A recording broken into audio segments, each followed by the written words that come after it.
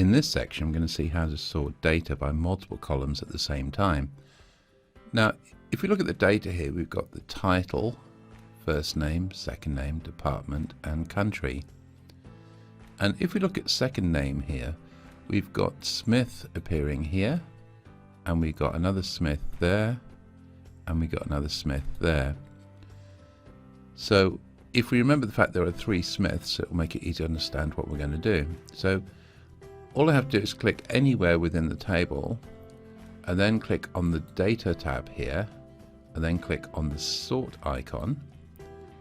And then what we do is we sort by, click on the down arrow, second name.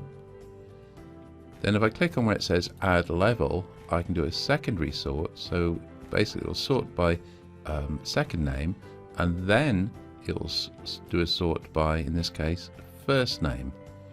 So if I click on OK, look what it's done. If we look at the second name here, that's all been sorted, starting with A going down to V here. But if we look at the data for Smith, you can see there are 3 Smiths.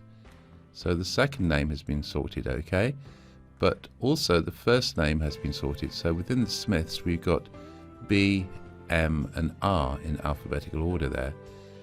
So that's how you can sort data by multiple columns at the same time.